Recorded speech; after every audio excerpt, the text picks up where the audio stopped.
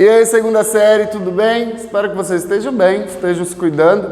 Seguinte, recadinho maroto aí, vou ficar reclamando disso em alguns vídeos para ver se vocês se atinem aí para o que é importante, tá?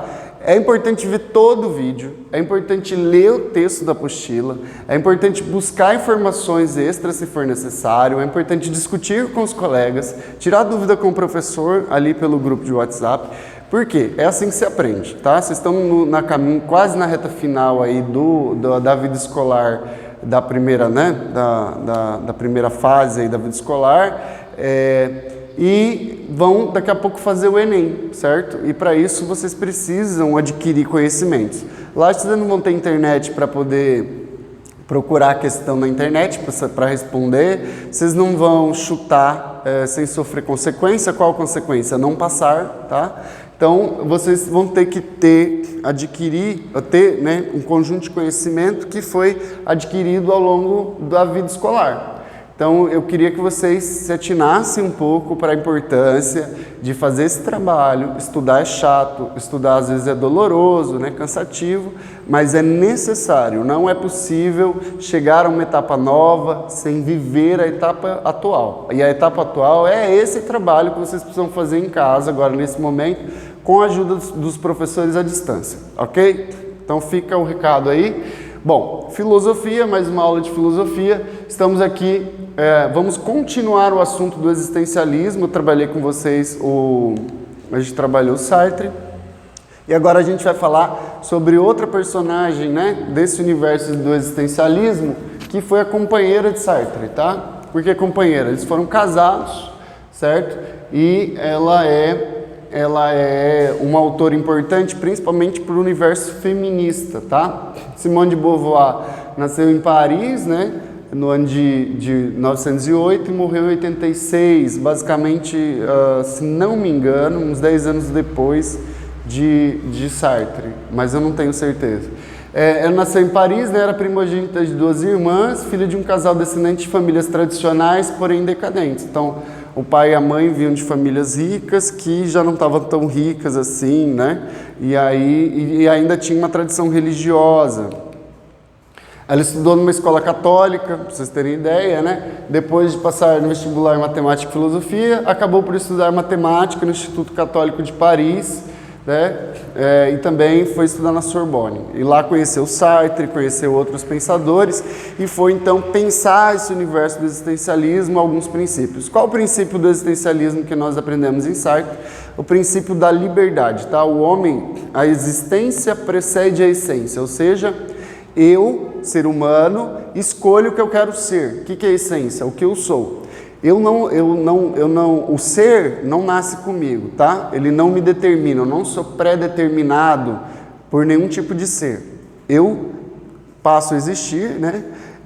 E o que acontece? A partir disso, as escolhas que eu posso fazer que vão determinar que tipo de ser humano eu sou, o que eu sou, tá?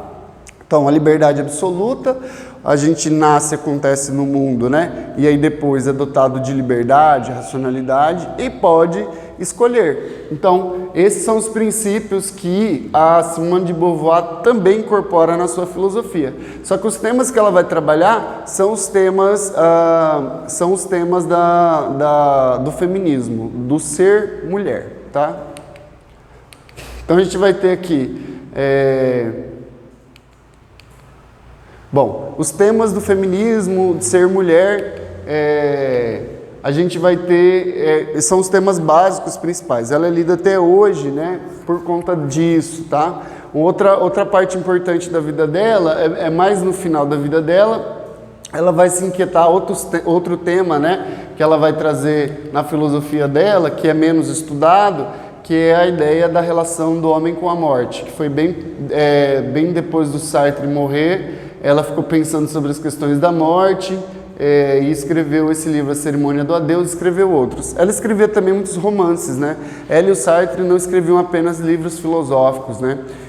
Escreviam também romances, peças de teatro, porque eles acreditavam um pouco mais na linguagem artística do que na linguagem filosófica, ensaísta, tá? Ensaística. Então, indico inclusive os livros, né? Os romances do Sartre são muito bonitos. Eu nunca li a Simone de Beauvoir, nenhum romance ainda, né? Mas está na minha lista.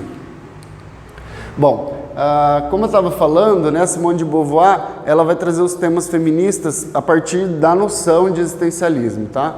Uma frase dela que ficou famosa é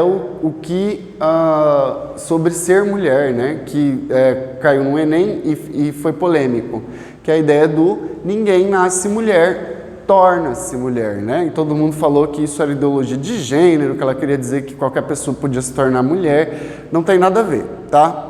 Basicamente, o que ela quer dizer é que ser mulher é um dado cultural, tá? Esse dado cultural, ele é construído pelo patriarcado, por exemplo, né?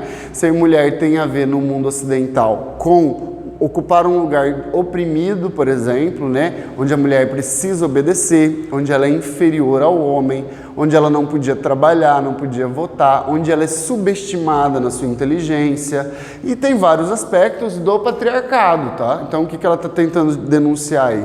Tornar-se mulher nesse mundo é tornar-se um ser oprimido pelo patriarcado, ou seja, um mundo que constrói o lugar da mulher dentro desse contexto.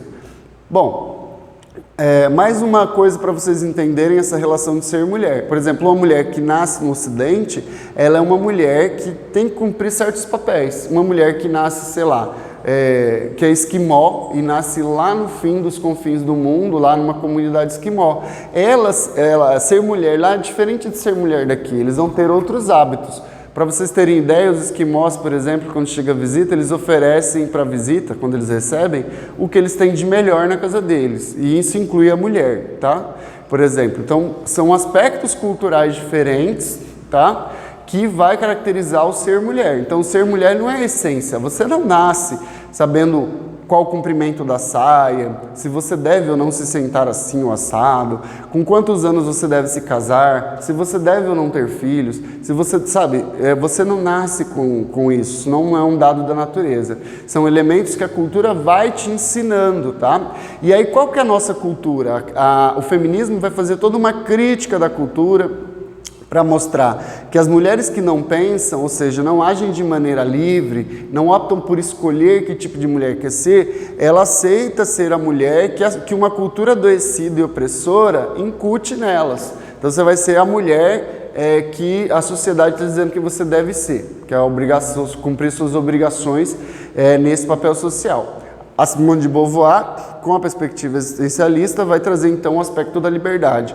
Ninguém nasce mulher, as mulheres têm todo o direito de romper com o patriarcado, tá? Elas têm todo o direito de romper com os papéis pré-determinados do ser mulher e criar uma nova possibilidade de existência para a mulher, tá? Lembra que a essência, ela vem depois da existência. Então, você nasce mulher e pode se tornar a mulher que quiser. Você pode ser uma dona de casa, cuidar dos filhos, tudo mais, ser religiosa? Pode, mas isso não tem que ser uma obrigação, ou seja, não pode ser imposto a todas as mulheres, porque todas as mulheres são livres, inclusive você, para escolher fazer isso, tá? E outras mulheres estão livres para escolher o contrário, né? Não casar, trabalhar, ser profissional liberal, ter uma relação, sei lá, né? Diferente com a moralidade, diferente da sua. Então, basicamente, essa noção de liberdade que a Simone de Beauvoir vai trazer para a questão de ser mulher. Então, aqui, algumas questões colocadas são essas mesmas, né? A filósofa afirmava que a construção de uma identidade feminina não era uma questão de aprendizagem e assimilação de padrões culturais tradicionalmente ensinados ou impostos às mulheres. Quer dizer, que era, né?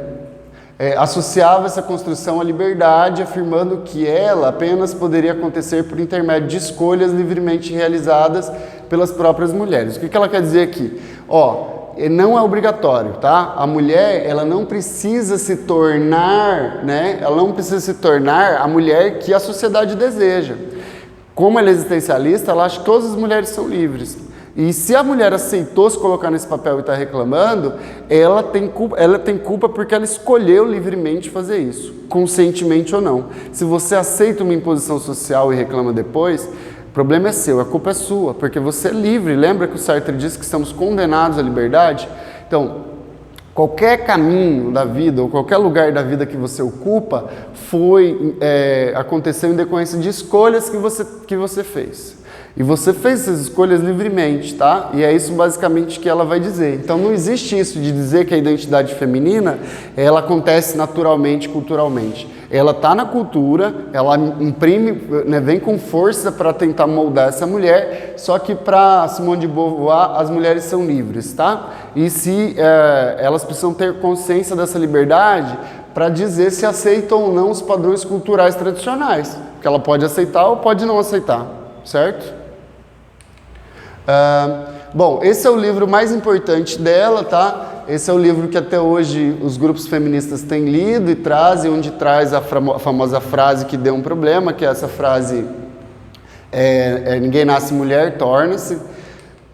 A gente vai ter aqui lá no finalzinho da página do capítulo que trata dela, esse trechinho aqui, eu não vou ler não, mas eu peço para vocês lerem com atenção, tentar entender, porque é importante ter contato com o texto do autor, o texto original, para vocês entenderem mais ou menos como é que a pessoa escreve, né? O estilo de escrita diz muito sobre a pessoa que a gente está estudando, tá? Então é basicamente isso. Até mais, tá? Beijo para vocês. Estudem, se cuidem e façam as atividades pela manhã, tá? Grande abraço, até mais.